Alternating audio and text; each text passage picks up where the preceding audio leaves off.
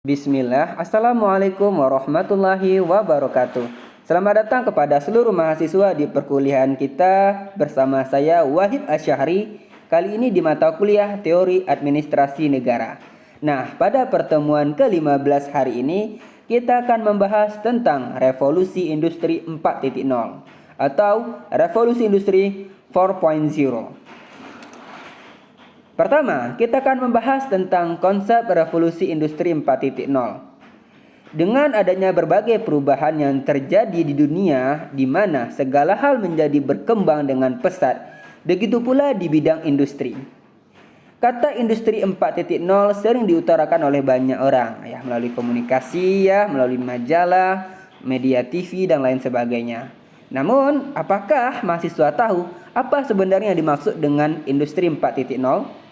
Nah, istilah ini pertama kali dicetuskan oleh Hannover Fair, yaitu pada tanggal 4 hingga 8 April 2011. Yang kala pada saat itu pemerintah Jerman ingin memajukan bidang industri yang ada ke tingkat selanjutnya dengan bantuan dari teknologi. Nah, revolusi industri 4.0 yang biasa kita kenal dengan istilah cyber physical system merupakan sebuah fenomena di mana terjadinya kolaborasi antara teknologi cyber dengan teknologi otomatisasi. Dengan adanya revolusi industri ini ya membawa banyak perubahan di berbagai sektor. Seperti yang pada awalnya banyak perusahaan membutuhkan tenaga kerja manusia dalam jumlah yang besar, namun sekarang tenaga kerja manusia tersebut dapat digantikan dengan menggunakan teknologi. Revolusi industri 4.0 sering disebut dengan cyber physical system yang menitik beratkan pada otomatisasi serta kolaborasi antara teknologi cyber. Nah, revolusi 4.0 ini muncul pada abad ke-21 dengan ciri utama yaitu penggabungan antara informasi serta teknologi komunikasi ke dalam bidang industri. Nah, dengan kemunculan revolusi ini mengubah banyak hal di berbagai sektor, di mana yang pada awalnya membutuhkan banyak pekerja ya untuk menjalankan operasional, sekarang digantikan dengan menggunakan mesin teknologi. Nah, seperti kita ketahui kalau dulu untuk membuat baju, ya pakaian, bahkan kain itu menggunakan tenaga manual manusia sehingga dibutuhkan banyak pekerja. Tapi sekarang di zaman sekarang jarang kita temukan untuk dalam pembuatan baju, kain itu malah sekarang ini banyak kita temukan menggunakan teknologi atau mesin. Yang menggunakan tenaga manusia secara manual menggunakan mesin jet sudah sangat jarang ditemukan. Nah, menurut Kanselir Jerman yaitu Angela Merkel pada tahun 2014, arti dari revolusi industri 4.0 sebagai sebuah transformasi komprehensif dari segala aspek produksi yang terjadi di dunia industri melalui penggabungan antara teknologi digital serta internet dengan industri konvensional. Kemudian, revolusi industri menekankan pada unsur kecepatan dari ketersediaan sebuah informasi, yaitu sebuah lingkungan industri di mana seluruh entitasnya dapat selalu terhubung serta mampu berbagi informasi dengan mudah antara satu sama lain. Nah, ini bisa kita lihat ya terkait dengan konsep revolusi industri. Yang pertama terkait dengan era digital di segala bidang. Kemudian ada proses transformasi digital ya. Yang kemudian yang ketiga digunakan oleh berbagai sektor industri, bukan hanya manufaktur, dan adanya otomatisasi dengan teknologi cyber. Nah, secara konseptual, tantangan revolusi industri diawali dari industri 1.0, kemudian berkembang 2.0, 3.0 hingga industri 4.0. Nah, fase industri hakikatnya merupakan real change dari perubahan yang ada. Kita bahas satu-satu. Yang pertama, industri 1.0 ditandai dengan mekanisme yaitu mekanisasi produksi untuk menunjang efektivitas dan efisiensi aktivitas manusia. Kemudian berkembang industri 2.0 yaitu dicirikan oleh produksi massal dan adanya standarisasi mutu. Kemudian berkembang lagi menjadi industri 3.0 yang ditandai dengan penyesuaian produksi massal dan fleksibilitas manufaktur berbasis otomatisasi dan robot. Dan terakhir, industri 4.0 yang kemudian disebut dengan revolusi industri 4.0 adalah suatu istilah yang berasal dari sebuah proyek pemerintah Jerman untuk mempromosikan komputerisasi manufaktur dan hadir menggantikan revolusi industri 3.0 yang ditandai dengan adanya cyber physical system dan kolaborasi manufaktur. Nah, ini kita bisa lihat pada gambar ya, The Industrial Revolution 4.0. Nah, di mana kita lihat pada industri 1.0 ketika tenaga manusia dan hewan digantikan oleh kemunculan mesin. Nah, itu adanya mesin uap pada abad ke-18. Kemudian pada industri 2.0 yaitu kemunculan pembangkit tenaga listrik. Nah, setelah itu seperti pesawat telepon, mobil, pesawat terbang, dan lain-lain. Yang dimana diproduksi secara massal. Nah, berkembang menjadi industri 3.0 yaitu pada awal tahun 1970-an, perkembangan semikonduktor ya, adanya teknologi digital dan internet, kemudian ada penggunaan elektronik dan teknologi informasi untuk otomatisasi produksi, dan terakhir adanya perkembangan menjadi revolusi industri 4.0 yaitu menggunakan sistem cyber physical, yakni konektivitas manusia, mesin dan data semua sudah ada di mana-mana. Nah, istilah ini dikenal dengan nama Internet of Things ya, atau industri internet. Kemudian inovasi disruptif yang dapat mengancam keberadaan perusahaan-perusahaan yang sudah lama ada. Nah, inovasi disruptif itu maksudnya adanya inovasi dan pengembangan di bidang teknologi ya, yang menggantikan sistem yang lama. Nah, mengapa industri 4.0 begitu penting? Yang pertama, industri 4.0 telah banyak ya menyentuh banyak aspek dalam kehidupan kita sehari-hari. Kita menggunakan smartphone ya, menelpon, mencari data, kita bahkan bisa terhubung ke berbagai manusia di belahan dunia seperti adanya aplikasi entah itu melalui sosial media ya, seperti ada Instagram, WhatsApp ya. Bahkan ada teknologi yang bisa menghubungkan kita melalui Zoom, itu rapat, dan juga ada Google Meet dan lain sebagainya. Dan kita rata-rata pasti setiap manusia yang ada di dunia pada saat sekarang ini tidak pernah terlepas dari yang namanya internet, dari yang namanya smartphone ya. Kita pasti hampir bahkan rata-rata manusia di dunia menghabiskan waktunya menggunakan teknologi. Nah, kemudian yang kedua, industri 4.0 mengintegrasikan dunia digital dan fisik. Ya jelas, kita bisa mengakses apapun melalui dunia digital, melalui smartphone kita, melalui internet kita. Orang sekarang bisa menggunakan pemesanan makanan dan minuman menggunakan GoFood, Gojek. Untuk pemesanan barang-barang sudah bisa menggunakan aplikasi. Bahkan ya terkait dengan suatu proyek ataupun tender, nah semuanya menggunakan teknologi. Bahkan masyarakat pun dalam proses pengawasan, entah itu terkait dengan kebijakan, ya pembangunan ataupun tender yang dilakukan oleh pemerintah bisa diakses masyarakat ya melalui tadi aplikasi. Nah, yang ketiga, dapat meningkatkan operasi bisnis, yaitu produktivitas dan pertumbuhan pendapatan. Di mana di sini memberikan nilai tambah dan adanya customer experience, itu pengalaman dari konsumen. Jadi tentu dalam proses operasi bisnis tadi dan produktivitas serta penumbuhannya meningkat ya. Dimana tadi kita menggunakan teknologi manual manusia, sekarang menggunakan teknologi mesin dan teknologi internet digital, yang awalnya produksi tadi hanya misalnya dilakukan seperti 100 produk dalam waktu 1 minggu, sekarang bisa memproduksi barang atau produk tersebut menjadi 2.000 hingga 3.000 dalam 1 minggu saja. Itu tadi menggunakan mesin dan teknologi. Serta yang dulunya kita hanya bisa menjangkau akses terkait dengan wilayah cakupan, misalnya itu provinsi kah atau hanya cukup di negara Indonesia, tapi sekarang kita sudah bisa menjangkau negara-negara luar, internasional. Nah, kemudian yang keempat, menghubungkan ekosistem ya, di mana di sini dia bisa memberikan terkait dengan mendorong keputusan yang lebih baik. Dan yang terakhir, organisasi dituntut untuk dinamis, inovatif, dan mampu beradaptasi terhadap dinamika, tekanan, dan tuntutan pasar. Nah, kita masuk terkait dengan materi kedua tentang tantangan era revolusi industri 4.0. Menurut Lee tahun 2013 bahwa revolusi industri 4.0 ditandai dengan peningkatan digitalisasi manufaktur yang didorong oleh 4 faktor. Yang pertama, peningkatan volume data, kekuatan komputasi, dan konektivitas. Kemudian yang kedua, munculnya analisis, kemampuan, dan kecerdasan bisnis. Dan yang ketiga, terjadinya bentuk interaksi baru antara manusia dengan mesin. Dan terakhir, adanya perbaikan instruksi transfer digital ke dunia fisik seperti robotika.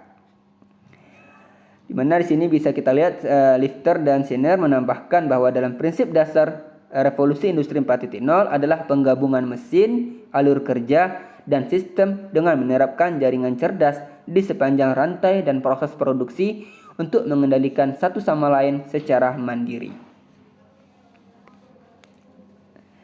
Nah, adapun kemudian Herman 2016 menambahkan ada 4 desain prinsip dari revolusi industri yang dimana dapat digambarkan, yaitu pertama adalah interkoneksi yang terdiri dari kolaborasi, standar, dan keamanan.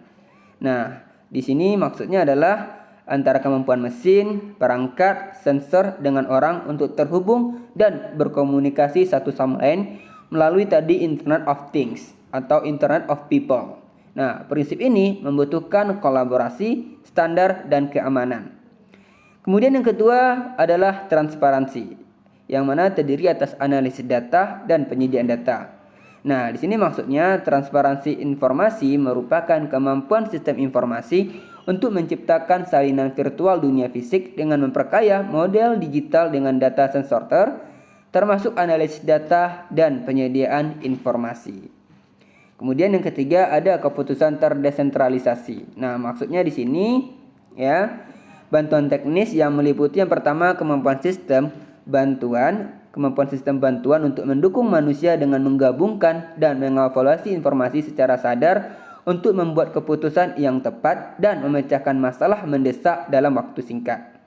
Kemudian yang kedua, kemampuan sistem untuk mendukung manusia dengan melakukan berbagai tugas yang tidak menyenangkan, terlalu melelahkan atau tidak aman. Dan yang ketiga, meliputi bantuan visual dan fisik. Nah, itu tadi terkait dengan bantuan teknis. Dan yang prinsip keempat yakni keputusan terdesentralisasi yang merupakan kemampuan secara sistem fisik maya untuk membuat keputusan sendiri dan menjalankan tugas seefektif mungkin. Nah, jadi sudah bisa nih sistem tersebut ya, kemampuan sistem fisik maya di mana ia sudah bisa membuat keputusan sendiri dan menjalankan tugas efektif mungkin. Ketika kita kasih entah itu dalam bentuk suatu proses programan ataupun suatu permasalahan ataupun suatu indikator yang kita isi, nanti sistem tersebutlah yang akan memproses. Nah, kemudian Baur dan Wee 2015 memetakan revolusi industri dengan istilah kompas digital, yakni komponen tenaga kerja yaitu labor harus memenuhi persyaratan, yaitu kemampuan kolaborasi manusia dengan robot, dan kemudian ada kontrol dan kendali jarak jauh, ada manajemen kinerja digital, dan otomatisasi pengetahuan kerja. Demikian pula pada komponen lainnya digunakan sebagai instrumen implementasi dari revolusi industri 4.0. Revolusi digital dan era disrupsi teknologi, yaitu era di mana adanya inovasi dan pengembangan di bidang teknologi ya, merupakan istilah lain dari revolusi industri 4.0. Disebut revolusi digital karena terjadinya penyebaran secara cepat atau proliferasi, yaitu komputer dan otomatisasi pencatatan di semua bidang. Revolusi industri 4.0 dikatakan era disrupsi teknologi karena otomatisasi dan konektivitasnya. Kemudian Federasi Industri Jerman yaitu BDI tahun 2016 menjelaskan bahwa industri 4.0 memiliki sifat sebagai berikut. Yang pertama, social machines, yaitu mesin-mesin yang canggih saling berinteraksi seperti layaknya manusia dengan media sosial online. Mesin-mesin bekerja sama dan mengorganisasi diri mereka untuk mengatur proses produksi sesuai jadwal. Bahkan mereka mampu memprediksi secara dini jika ada kemungkinan masalah sehingga dapat segera ditangani. Hal ini mengakibatkan proses produksi menjadi lebih efektif dan efisien. Selain itu, mereka juga terhubung secara real time dengan sistem IT di perusahaan, sehingga dapat berkomunikasi dengan bagian maintenance, penjualan, dan bagian lainnya. Yang kedua, ada global facility dan virtual production. Nah, mesin-mesin perusahaan terhubung ke sistem penyedia dan pelanggan. Jika terjadi perubahan, maka mereka akan langsung mencari solusi yang optimal dan bertindak secara independen. Misalkan jika penyedia tidak bisa mengirim material, maka operator dapat menggunakan teknologi virtual, yaitu augmented reality tadi, untuk mengawasi dan mengendalikan jalannya proses produksi. Nah, kondisi ini kemudian memungkinkan pengendalian produksi dapat dilakukan pada jarak jauh, sehingga pekerjaan lebih leluasa. Sebagai tambahan, simulasi virtual juga dapat membantu tenaga ahli perusahaan untuk mengoptimasi proses produksi secara real time. Yang ketiga ada smart product, yaitu tiap produk yang dihasilkan menyimpan data, baik itu operasi, status, material, asal penyedia, konsumen, dan sebagainya dalam bentuk RFID chips. Nah, melalui teknologi ini, produk yang belum jadi mampu memberitahu mesin apa yang harus dilakukan untuk memprosesnya. Bahkan pelanggan dapat terlibat untuk memantau proses produksinya. Kemudian yang keempat ada smart service. Nah, produk yang telah dipasarkan dan berada di tangan konsumen masih tetap mampu mengumpulkan dan mengirim data terkait perilaku penggunaan produk tersebut. Selanjutnya, data yang terkumpul akan dianalisis oleh produsen.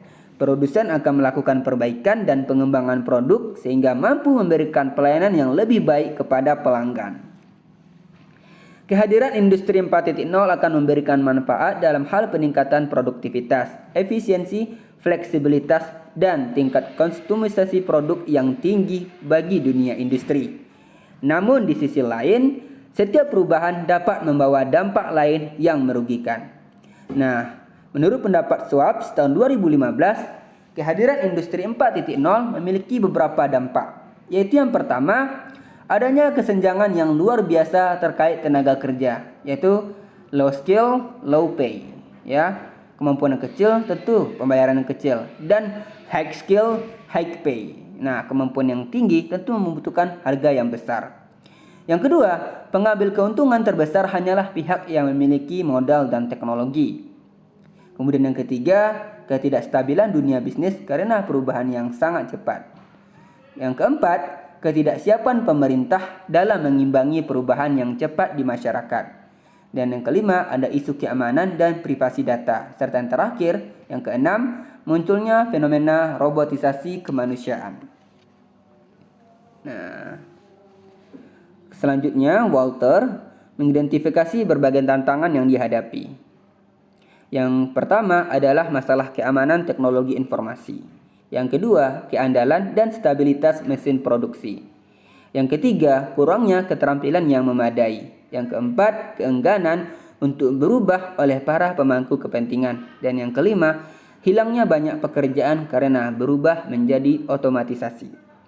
Walaupun tantangan revolusi industri 4.0 lebih bernuansa di sektor bisnis, namun oleh karena dalam good governance, tiga aktor yakni pemerintah negara, dunia bisnis, dan masyarakat merupakan suatu sistem dalam penyelenggaraan pemerintahan negara, maka apa yang dialami oleh dunia bisnis baik langsung maupun tidak juga mempengaruhi pemerintah atau negara maupun masyarakat. Dengan kata lain, revolusi industri 4.0 merupakan faktor ekologis administrasi publik yang harus diperhitungkan secara cermat. Ulasan ini menunjukkan bahwa pengaruh revolusi industri 4.0 telah mengubah konfigurasi keilmuan administrasi publik yang semula serba manual dan bahkan serba negara yang menuntun perubahan mendasar, yakni pelibatan secara penuh antara pemerintah negara, dunia usaha, dan masyarakat yang berbasis teknologi informasi atau penerapan e-government. Walaupun ada sejumlah kendala, namun manfaatnya sangat banyak dalam penerapan e-government, utamanya di bidang pelayanan publik. Pengalaman beberapa negara yang telah menerapkan e-government telah berpengaruh terhadap tingkat daya saing bangsa. Jika tidak segera dilakukan, maka daya saing suatu bangsa, dalam hal ini bangsa Indonesia, akan semakin menurun. Nah, itu tadi tantangan terkait dengan revolusi industri. Kita masuk pada materi yang ketiga, yaitu ekologi administrasi publik di Indonesia. Mencermati tantangan pada era revolusi industri 4.0 dari perspektif ekologi administrasi publik, Indonesia menghadapi tantangan yang semakin berat. Beberapa tantangan Indonesia yang harus segera dicari solusinya yaitu pertama, ketidaksiapan pemerintah dalam mengimbangi perubahan yang cepat di masyarakat. Yang kedua, keengganan untuk berubah oleh para pemangku kepentingan. Yang ketiga, ketidakstabilan dunia bisnis karena perubahan yang sangat cepat.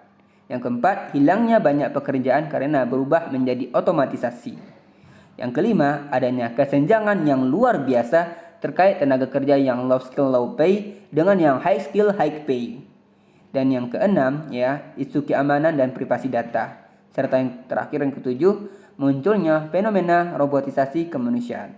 Nah, berkaitan dengan tantangan sebagaimana dampak dari revolusi industri 4.0, faktor-faktor ekologis administrasi publik Indonesia juga dihadapkan pada faktor ekologis yang beraspek alamiah yang terdiri atas faktor letak geografis, sumber daya alam, keadaan dan tingkat kemampuan penduduk, dan faktor sosial yang meliputi ideologi, politik, ekonomi, sosial, budaya, pertahanan keamanan, dan faktor teknologi yang meliputi juga ada teknologi informasi dan inovasi yang mendukung pengembangan otomatisasi administrasi publik. Nah, khusus pada faktor ekologis yang sangat penting dan bahkan merupakan faktor inti adalah kependudukan. Dikatakan sangat penting karena kualitas penduduk atau mutu sumber daya manusia diyakini menjadi penentu utama tingkat kemajuan suatu negara. Paradigma baru manajemen SDM yang disebut human capital, bahwa sumber daya manusia atau SDM diduduki sebagai kapital utama setiap organisasi dan beban organisasi. Daya atau kekuatan SDM jika dibina dan dikembangkan dengan tepat merupakan daya atau kekuatan organisasi yang sangat besar. Sebaliknya, jika organisasi tidak melakukan dengan baik, akan berubah menjadi faktor perusak nomor satu. Mengingat pentingnya dan merupakan faktor strategis dalam ekologi administrasi publik, maka faktor SDM harus mendapat prioritas dalam kebijakan publik. Nah, pentingnya pemetaan tantangan dan peluang dari revolusi industri 4.0 sebagaimana dimaksud dikaitkan dengan ekologi administrasi publik dimaksudkan untuk mencegah berbagai dampak dalam kehidupan masyarakat yang salah satunya adalah masalah pengangguran. Tantangan yang dihadapi Indonesia ditambah oleh tuntutan perusahaan dan sektor industri. Bank Dunia 2017 melansir bahwa pasar kerja membutuhkan multi skills lulusan yang ditempa oleh satuan dan sistem pendidikan, baik pendidikan menengah maupun pendidikan tinggi. Nah, Indonesia diprediksi akan mengalami bonus demografi pada tahun 2030 sampai pada tahun 2040, yaitu penduduk dengan usia produktif lebih banyak dibandingkan dengan penduduk non-produktif. Nah, jumlah penduduk usia produktif diperkirakan mencapai 64% dari total penduduk Indonesia yang diperkirakan mencapai 297 juta jiwa. Oleh sebab itu, banyaknya penduduk dengan usia produktif harus diikuti oleh peningkatan kualitas, baik dari sisi pendidikan, keterampilan, dan kemampuan teknis. Data lain menunjukkan berdasarkan dari Global Innovation Index atau GEI yang mengukur tingkat inovasi negara-negara di dunia. Indonesia masih menempati peringkat di bawah mayoritas negara-negara Asia dan ASEAN. Data dari Global Innovation Index tahun 2016 sampai tahun 2017 menunjukkan Indonesia hanya naik satu peringkat dari peringkat ke-88 menjadi peringkat ke-87. Hal ini menunjukkan inovasi belum menjadi prioritas kebijakan pemerintah Indonesia dalam pembangunan ekonomi, sosial, dan budaya nasional. Dari faktor ekologis teknologi sebagaimana dikemukakan sebagai dampak revolusi industri telah membawa semua negara harus melakukan perubahan secara mendasar. Bagi negara yang sedang berkembang seperti Indonesia, perkembangan teknologi utamanya teknologi informasi telah mengubah cara-cara bekerja, di mana di sini penyelenggaraan administrasi publik yang semula serba manual dan lamban berakibat daya saing pemerintah menjadi rendah. Masyarakat pun menuntut pelayanan birokrasi yang lebih cepat, baik, aman, nyaman, dan murah. Belum dapat sepenuhnya dilakukan pemerintah. Nah, bagi Indonesia yang merupakan negara kepulauan terbesar, pengelolaannya tidak mungkin dengan cara-cara yang lama. Masyarakat yang berada sangat jauh dari pusat pemerintahan sering mengalami bahkan tidak terlayani dengan baik. Dampaknya adalah selain semakin banyaknya masyarakat yang miskin, pengaruh lebih luas adalah semakin menurunnya tingkat kepercayaan masyarakat terhadap pemerintah atau negara. Nah, fenomena golput pada pemilu atau pilkada bahkan pilpres memberikan sinyal bahwa tingkat kepercayaan masyarakat terhadap pemerintah menurun. Lambannya informasi atau kebijakan pemerintah diterima masyarakat juga sering dimanfaatkan oleh oknum yang kurang bertanggung jawab untuk mengambil keuntungan bagi dirinya sendiri. Lebih dari itu, penyebaran informasi yang tidak didukung teknologi informasi yang memadai telah berpengaruh terhadap efektivitas dan efisiensi penyelenggaraan administrasi publik. Perkembangan problem dan isu publik yang semakin kompleks akan menimbulkan krisis kepemerintahan. Negara menjadi lemah dan tidak berdaya menghadapi perubahan besar-besaran akibat dari proses globalisasi ekonomi, politik, dan teknologi. Namun, di sisi lain, apabila suatu negara memiliki respon dan kesiapan yang baik dalam menyikapi dampak dari globalisasi, maka negara tersebut akan menuai keuntungan dari kemajuan-kemajuan. Seperti misalnya dalam hal kemajuan teknologi. Nah, kemajuan teknologi dari revolusi industri 4.0 dapat dimanfaatkan langsung oleh suatu negara dalam banyak hal, termasuk dalam menjalankan sistem administrasi publiknya.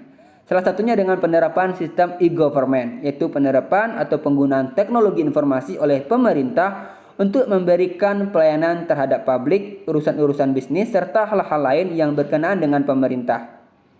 Nah, dalam kegiatan administrasi publik, e-government dapat meningkatkan efisiensi, kenyamanan, serta aksesibilitas yang lebih baik dari pelayanan publik.